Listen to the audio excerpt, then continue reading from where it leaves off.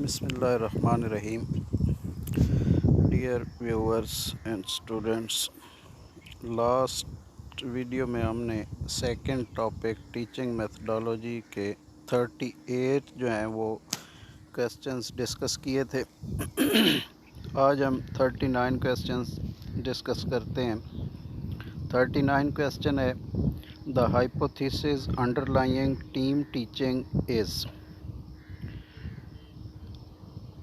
the best teachers in schools are shared by more students। ये इसका best hypothesis बन सकता है टीम टीचिंग के बारे में। The best teachers in schools are shared by more students. Next है CAI स्टैंड्स फॉर।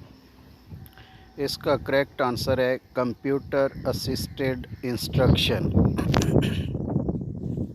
41 है, which is not the mode of CAI। CAI का कौन सा मोड नहीं है? ट्यूटोरियल मोड नहीं है, ड्रिल मोड नहीं है, सिमुलेशन मोड नहीं है, क्वेश्चन मोड जो है ये CAI का करेक्ट मोड नॉट मोड है। मतलब ट्यूटोरियल तो CAI में होते हैं, ड्रिल मेथड भी CAI के थ्रू हो सकता है, सिमुलेशन मोड भी होता है, लेकिन क्वेश्चन मोड जो है ये CAI का हिस्सा नहीं है।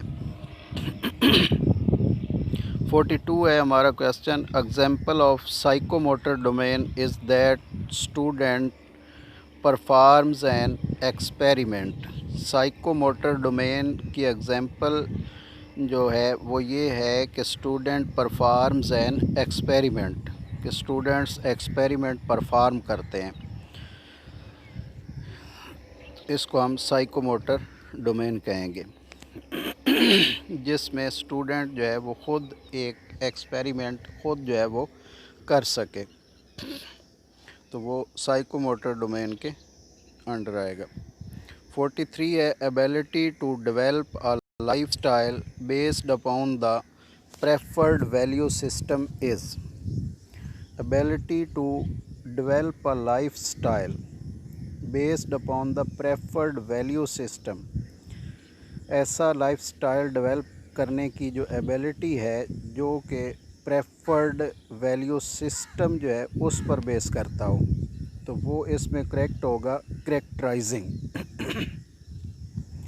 करेक्टराइजिंग जो है ये इसका करेक्ट आंसर होगा। नेक्स्ट 44 है, example of cognitive domain is. Cognitive domain की एग्जाम्पल डिस्क्राइब अ टॉपिक। अगर हम लिखते हैं क्वेश्चन, हम लिखते हैं कि describe a topic, it means we are checking the cognitive domain of any student. तो डिस्क्राइब अ टॉपिक जो है ये इसका करेक्ट आंसर होगा। 45 क्वेश्चन है हमारा, at the highest level of hierarchy is. ये जो दिए हुए हैं इनमें से हायरार्की लेवल जो है किसका हाईएस्ट है? अंडरस्टैंडिंग, एप्लीकेशन, इवैल्यूएशन और एनालिसिस। इसमें करेक्ट आंसर है इवैल्यूएशन। इवैल्यूएशन जो है ये इसमें हायरार्की के लिहाज से सबसे हाईएस्ट लेवल पे है। 46 है, student can design a laboratory according to certain specification in which category of objective. Student can design a laboratory according to certain specification. Student जो हैं वो लेबॉर्ट्री डिज़ाइन कर सकते हैं ख़ास स्पेसिफिकेशन के मुताबिक। इन विच कैटेगरी ऑफ ऑब्जेक्टिव, तो ये ऑब्जेक्टिव की किस कैटेगरी में आएगा? एनालिसिस में, सिंथेसिस में, इवैल्यूएशन में या नॉलेज में? तो ये सिंथेसिस लेवल है। सिंथेसिस लेवल में स्टूडेंट जो है वो ख़ुद जो है ख़ास एक, अगर उसे स्पेसिफिकेशन दी जाती है तो उसके मुताबिक वो लेबॉर्ट्री जो है वो ख़ुद डिज़ाइन कर सकता है। तो इसका मतलब है कि उसका सिंथेसिस लेवल जो है वो डेवलप हो चुका है। 47 है, the number of domains in taxonomies of educational objectives is. Educational objectives की टैक्सोनॉमीज़ में कितनी डोमेन्स होती हैं?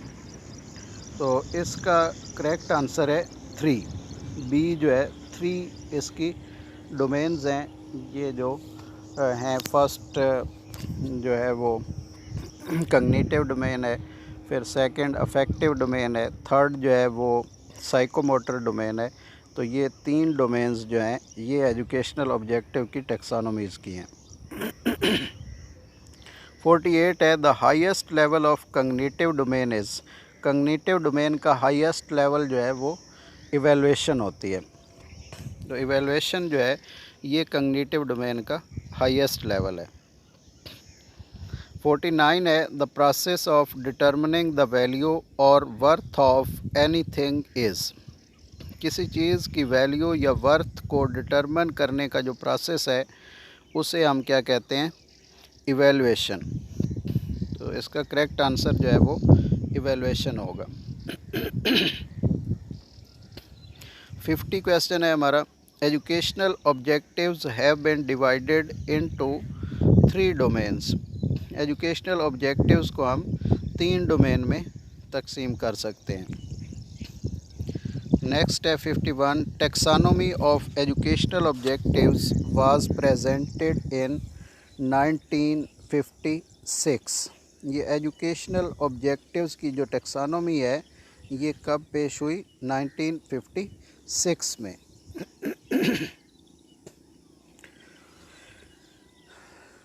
इसको हम ब्लूम्स टेक्सानोमी भी कहते हैं। तो ये 1956 में जो है ये पेश हुई। नेक्स्ट 52 क्वेश्चन है the classification of cognitive domain was presented by Benjamin S Bloom. Cognitive domain की क्लासिफिकेशन जो है ये किसने पेश की, बेंजामिन एस ब्लूम ने। इसीलिए इसको हम ब्लूम्स टेक्सानोमी भी कहते हैं।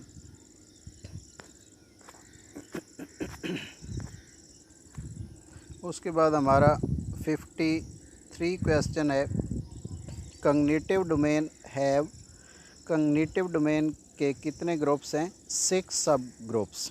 कॉग्निटिव डोमेन हैव 6 सब ग्रुप्स। 54 है the lowest level of learning in cognitive domain is knowledge. Cognitive domain का जो लोएस्ट लेवल है वो नॉलेज है, जो सबसे फर्स्ट है। अंडरस्टैंडिंग भी उसे कहते हैं या नॉलेज भी कहते हैं। 55 जो है ये है हमारा, the highest level of learning in cognitive domain is. Cognitive domain का हाईएस्ट लेवल जो है वो क्या है, कौन सा है, इवैल्यूएशन। इवैल्यूएशन जो है ये कॉग्निटिव डोमेन का हाईएस्ट लेवल है। द राइट सीक्वेंस ऑफ सब groups of cognitive domain is. Cognitive domain के सब ग्रुप्स का जो राइट सीक्वेंस है वो कौन सा है, ये डी जो है ये करेक्ट है। सबसे पहले नॉलेज आता है, कंप्रीहेंशन, फिर एप्लीकेशन, फिर analysis, synthesis and last one is evaluation. तो ये इसका करेक्ट सीक्वेंस है, lower to highest level. This sequence is lower to highest level. Firstly, knowledge is the lowest level and the evaluation is the highest level of the cognitive domain. 57 है knowing, memorizing, knowing, memorizing and recalling is concerned with knowledge. ये first level से इसका concern है। Knowing, memorising and recalling जो है ये knowledge में आता है। 58 है to grasp the meaning of the material is. Material के मीनिंग को ग्रास्प करना जो है ये कंप्रीहेंशन लेवल में आता है, कि जहाँ हम उसको कंप्रीहेंड कर सकें। 59 है to use previous learned material in new situation is application. Previous learn material को न्यू सिचुएशन में इस्तेमाल करना जो है इसको हम एप्लीकेशन कहते हैं। उसके बाद to break down material into component parts of to know its organisational structure is analysis to break down material into component parts. Material को कंपोनेंट पार्ट्स में ब्रेक डाउन करना। To know its organisational structure, इसकी organisation structure जानने के लिए, तो ये analysis में आएगा, ये एनालिसिस में आएगा। 61 है to put ideas together to form a new whole is synthesis. To put ideas together to form a new whole, यानी आइडियाज़ को इकट्ठे पुट करना ताकि एक न्यू होल बने, तो वो सिंथेसिस लेवल में आता है। To put ideas together to form a new whole is synthesis. Next 62 है टू नो द वर्थ और value of material is evaluation. किसी भी चीज़ की वैल्यू या वर्थ को जानना जो है वो इवेलुएशन है। नेक्स्ट 63 है the intellectual skills are reflected by cognitive domain. Intellectual skills जो हैं ये कॉग्निटिव डोमेन में जो है वो रिफ्लेक्ट होती हैं। 64 है attitudes, values and interests are reflected by affective domain. Attitudes, values और इंटरेस्ट जो हैं ये इफ़ेक्टिव डोमेन से रिफ्लेक्ट होती हैं। 65 क्वेश्चन है which domain is concerned with physical and motor skills. इनमें से कौन सी जो डोमेन है वो फिज़िकल और मोटर स्किल्स से कंसर्न करती है, तो ये है साइकोमोटर डोमेन। तो ये साइकोमोटर डोमेन जो है उसमें जो है वो फिज़िकल और मोटर स्किल्स जो हैं वो सामने आती हैं, उनको मद्देनज़र रखा जाता है। नेक्स्ट 66 क्वेश्चन है हमारा the focus of cognitive domain is intellectual skills. Cognitive domain का जो फोकस है वो इंटेलेक्चुअल स्किल्स पर होता है। तो ये क्वेश्चन जो आज हमने पढ़े हैं ये नहायत ही मोस्ट इम्पोर्टेंट हैं और पिछले एफपीएससी पीपीएससी के एग्ज़ाम्स में कई में इनमें से कई क्वेश्चन जो हैं वो आ चुके हैं। तो इनको आपने ज़रा ध्यान से तैयार करना है, तो ये इंशाल्लाह इम्तिहान में आपके लिए जो है बहुत बेनिफिशियल होंगे। बाकी जिन लोगों ने अभी तक सब्सक्राइब नहीं किया चैनल, वो सब्सक्राइब कर लें ताकि आप तक तमाम वीडियोस जो हैं वो पहुंच सकें। Thank you. अल्लाह हाफिज़।